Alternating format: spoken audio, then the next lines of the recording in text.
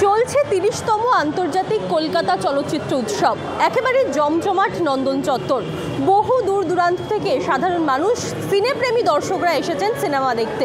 Focus country France, অর্থাৎ France সহ ভারতীয় সিনেমা সহ বিভিন্ন প্রদেশের ছবি দেখানো হচ্ছে এই চলচ্চিত্র উৎসবে। তবে এবছর যেন একটু ব্যতিক্রম। এবছর ব্রাত্য বাংলাদেশি সিনেমা।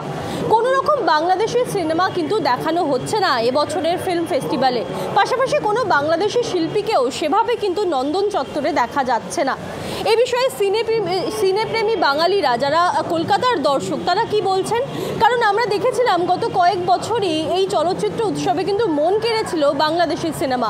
এমনকি 2022 সালের চলচ্চিত্র উৎসবে একেবারে চঞ্চল চৌধুরী অভিনীত হাওয়া সিনেমা কিন্তু একেবারেই দর্শকদের আপ্লুত করেছিল। একেবারে প্রচুর মানুষের ভিড় দেখেছিলাম, কার্যত লাইনের পর লাইন দেখেছিলাম সেই সিনেমাটা দেখার জন্য। তারপরেও বহু বছর বিভিন্ন বাংলাদেশি সিনেমা এই চলচ্চিত্র উৎসবে স্থান পেয়েছে এবং দর্শকদের মন কেড়েছে। তবে এই বছরই যেন একটু ব্যতিক্রম।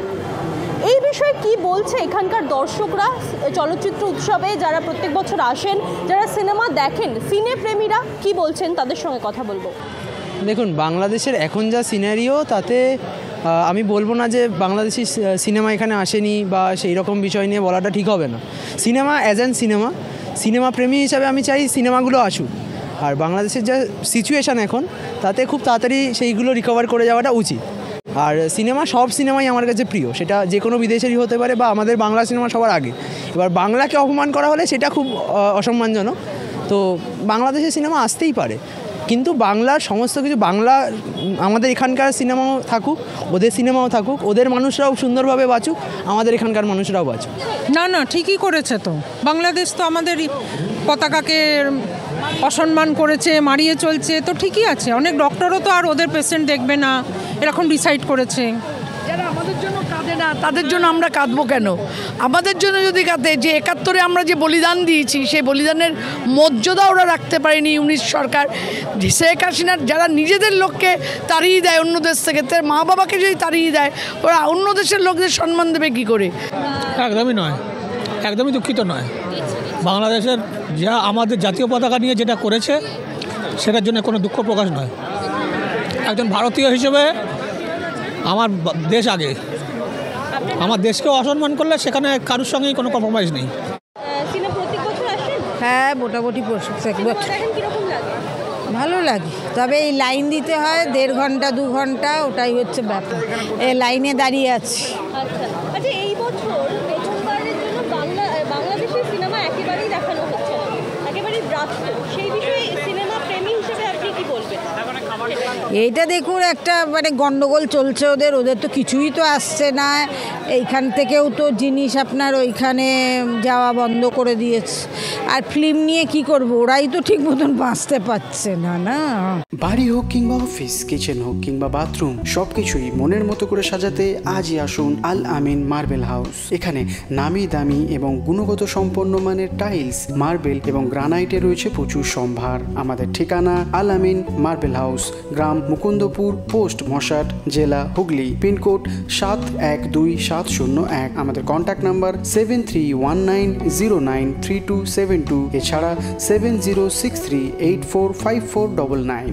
দেখুন, বাংলা সিনেমা যেই জায়গায় গেছে, অনেক আগের থেকে অনেক ডেভেলপমেন্ট হয়েছে বাংলা সিনেমা। আমরা চাইবো আরও বাংলা সিনেমা যাতে ডেভেলপমেন্ট হয়। আর সেই তুলনায় বাংলাদেশি সিনেমা, হ্যাঁ এটা তো একটা কোথাও খারাপ লাগছে, বাংলাদেশি সিনেমা যেহেতু আমাদের দেখানো হচ্ছে না। তো আমরা আশা করব যে পরের বছর নিশ্চয়ই বাংলাদেশি সিনেমা দেখানো হবে। তো সেই আশাতেই আমরা থাকবো পরের বছরের জন্য। তো খুব ভালো লাগছে, কিফ এনজয় করছি আমরা সবাই মিলে। না, উনি যেটা বলেছেন একদম ঠিক কথা, একদম সত্যিকার। আমাদের ইন্ডিয়ান পতাকা নিয়ে যেভাবে করেছেন, অপমান করেছে, এটা আমাদের দেশের অপমান, আমাদের সকলের অপমান। হ্যাঁ, বলে আমার নাম নাজির আহমেদ। হ্যাঁ, আমি এই বাংলাদেশের এটা আমি তীব্রভাবে ধিক্কার জানাচ্ছি। হ্যাঁ, এর উপরে আর কোনো ইয়ে নেই। না, কোনো দেখা হয়নি। যেভাবে ক্রেজ ছিল সেই আচ্ছা, হ্যাঁ, এই বছর সেই জায়গা থেকে দাঁড়িয়ে বাংলাদেশি সিনেমা একেবারেই ব্রাত্য দেখানো হচ্ছে না, শিল্পীদেরও সেভাবে দেখা যাচ্ছে। হ্যাঁ, কি বলবেন দর্শক হিসেবে? মানে আমরা তো এখন মানে একটাই জিনিস বলবো যে কলকাতায় যেভাবে অবাঙালি ছড়িয়ে যাচ্ছে সেই জায়গায় আমরা আস্তে আস্তে মানে এই আমাদের বলুন যে বাংলা সিনেমার প্রতি মানে আকর্ষণটা অনেকটা কমে যাচ্ছে। তো আমার এইটুকুই মত যে আমাদের আরেকটু যতজন বাঙালি আমরা আছি তো একটু এদিকে আকর্ষণ দিলে বেটার হয় আর কি। বাংলা শর্ট ফিল্ম থেকে শুরু করে ডকুমেন্টারি সবাই আমরা মানে যারা মানে অবাঙালি আছে খুব একটা তো তারা পছন্দ করে না, তো আমরা যদি না দেখি তো এগুলো পিছিয়ে পড়বেই স্বাভাবিক। হ্যাঁ, এটা অভ্যন্তরীণ ব্যাপার, আমি বলতে পারবো না, সরি। এই বিষয়ে বলবো যে ইনক্লুড তো করা উচিত ছিল, যেহেতু ইন্টারন্যাশনাল ফিল্ম ফেস্টিভ্যাল এত বছর ধরে এটা হচ্ছে, ইনক্লুড তো করা উচিত ছিল বাংলাদেশকেও। এখন সেটা তো পুরোপুরি কর্তৃপক্ষের এখানে ডিসিশন, তারা যদি ইনক্লুড না করেছে সেক্ষেত্রে তো আমাদের কিছু বলার নেই। আমরা জনসাধারণ হিসাবে আমি বলতে পারি যে ইনক্লুড করলে ভালো লাগতো, আর বাংলাদেশকে ইনক্লুডেড সেটা নো কমেন্টস, সেটা বলতে পারো, সেটা বিষয়ে নো কমেন্টস। অনিরুদ্ধ। খুব খুশির খবর, খুব ভালো খবর, কারণ যে বাংলাদেশ আমাদের জাতীয় পতাকা পায়ের তলায় রাখে, যে বাংলাদেশ আমাদের জাতীয় পতাকা জ্বলিয়ে দেয়, সে বাংলাদেশের সিনেমা কেন, ওদের খাবার, ওদের ওষুধ, ওদের চিকিৎসা সব কিছুই আমার মনে হয় বন্ধ করে দেওয়া উচিত এবারে।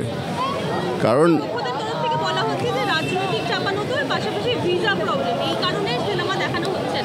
না না না না না না না না এই সমস্ত শুনুন, কাঁটা তার পেরিয়ে তো অনেকে এসছে, 71ও এসছে, এখনও আসছে, এগুলো সব অজুহাত।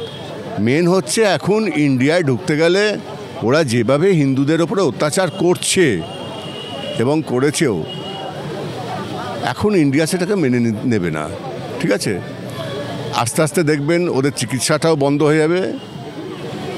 মাত্র একদিন মাত্র কিছু লরি বর্ডারে আটকে রাখা হয়েছিল, কত টন পেঁয়াজ নষ্ট হয়ে গেছে, কত টন আলু নষ্ট হয়ে গেছে।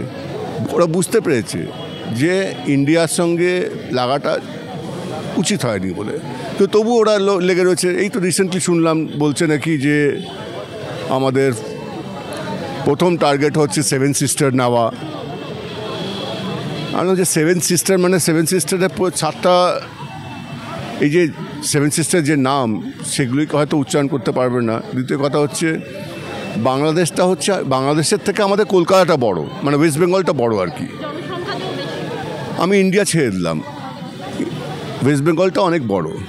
তো সেই বাংলাদেশ যদি স্বপ্ন দেখে যে ইন্ডিয়াকে নিজের কবজায় নেবে, কি না তার সঙ্গে পাকিস্তান আছে কি চায়না আছে বলে, এগুলো হাস্যকর লাগে। মানে একটা মূর্খমি বলে না, অতীব মূর্খ হলে তবে গিয়ে এই সমস্ত কথাগুলো মানুষ বলে। একেবারে বিভিন্ন দর্শকদের সঙ্গে কথা বললাম, তারা বিভিন্ন মত পোষণ করলেন। কেউ কেউ রাজনৈতিক যে পরিস্থিতি, আমরা জানি বাংলাদেশে একটা রাজনৈতিক চাপানোতর চলছে, সেই রাজনৈতিক পরিস্থিতির দিকেই আঙুল তুললেন। এবং কেউ কেউ বললেন বাংলা সিনেমার অবশ্যই আসা উচিত, যা যে কোনো পরিস্থিতি হোক না কেন সেই পরিস্থিতি যাতে শুধরে যায় সেই বিষয়ে কথা বলেন। তবে একজন সিনেমা প্রেমী হিসেবে তারা কিন্তু চাইছেন সব দেশের সিনেমাই এখানে দেখানো হোক, বিশেষত বাংলাদেশের সিনেমাও দেখানো হোক। এবং অনেকেই আশা করছেন যে হয়তো বাংলাদেশের যে পরিস্থিতি এই মুহূর্তে তৈরি হয়েছে, একটু উত্তপ্ত পরিস্থিতি তৈরি হয়েছে, সেই পরিস্থিতি স্বাভাবিক হয়ে যাবে খুব তাড়াতাড়ি এবং আবারও সমস্ত দেশের সিনেমার সঙ্গে বাংলাদেশের সিনেমাও কিন্তু দেখানো হবে চলচ্চিত্র উৎসবে। এমনই বিভিন্ন মত পাওয়া গেল সাধারণ মানুষদের কাছ থেকে, সিনে প্রেমীদের কাছ থেকে। এ বিষয়ে আপনি কি বলবেন জানান কমেন্টে, এবং এরকমই আরও খবর জানতে নজর রাখুন ডিএনএন বাংলার পর্দায়। ডিএনএন বাংলা, সবার মনে সবার ফোনে।